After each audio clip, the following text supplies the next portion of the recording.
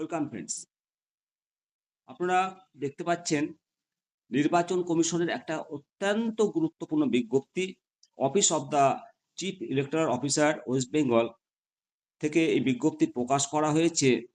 General election to the legislative assembly of West Bengal 2026। এই বিজ্ঞপ্তি মূলত পশ্চিমবঙ্গের 2026 বিধানসভা নির্বাচন সংক্রান্ত দায়িত্ব পালনের জন্য চুক্তিভিত্তিক কর্মচারী নিয়োগের কমপ্লেনের ভিত্তিতে এই বিজ্ঞপ্তি।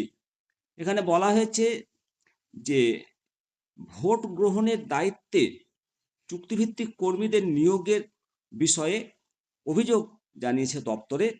সেই মোতাবেক কর্মচারী নিয়োগের যে জনপ্রতিনিধি আইন 1951 সালের 26 ধারা অনুসারে প্রিজাইডিং অফিসার এবং পোলিং অফিসার নিয়োগের দায়িত্ব জেলা নির্বাচন কর্মকর্তার ওপর ন্যস্ত।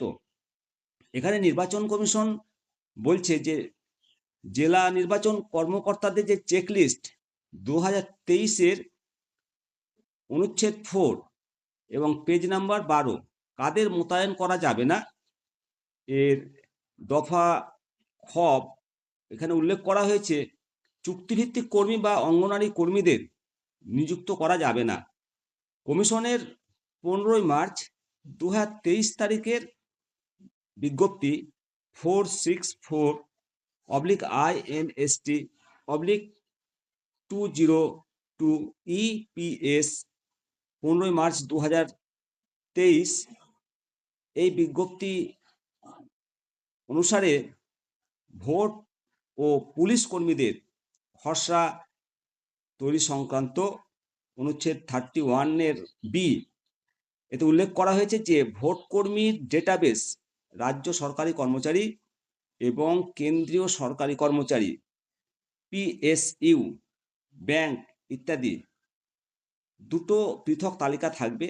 যাদের ভোটকর্মী হিসাবে মোতায়েন করা যেতে পারে সে সম্পর্কে বলা হয়েছে পশ্চিমবঙ্গ সরকারের CEO 1/3/2021 তারিখের 458/24 স্বরাষ্ট্র বিদ্যুৎ দপ্তরের যে লেটারের মাধ্যমে সমস্ত DEO দের চুক্তিভিত্তিক কর্মচারী নিয়োগ না করার বিষয়ে কমিশনের নির্দেশাবলী আবার জানিয়ে দিয়েছে।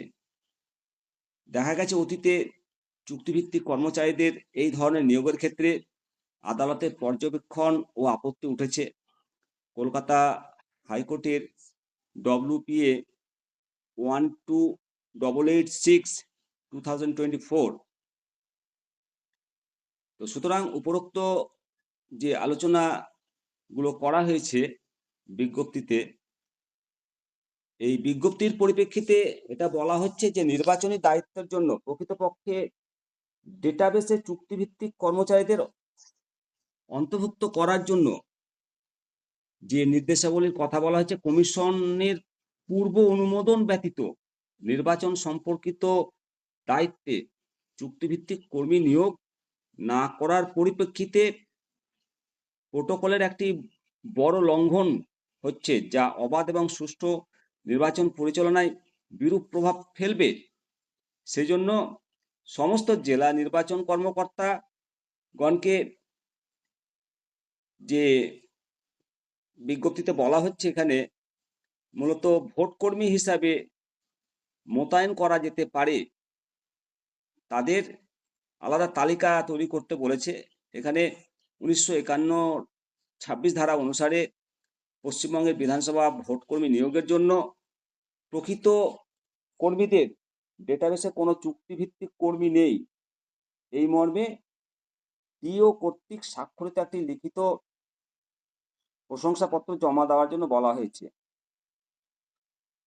এবং এই বিজ্ঞপ্তিতে বলা হয়েছে 30/3/2026 তারিখের মধ্যে জমা দেওয়ার কথা বলা রয়েছে।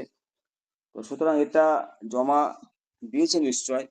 এরপরেও যদি চুক্তিভিত্তিক বা কন্ট্রাকচুয়াল কর্মীদের নিয়োগ করে তার জন্য প্রশ্ন উঠবেই। অবশ্যই এই বিজ্ঞপ্তি অনুসারে আপনাদেরকে যতটা সম্ভব হলো তথ্য দেওয়ার চেষ্টা করলাম। ভালো থাকবেন।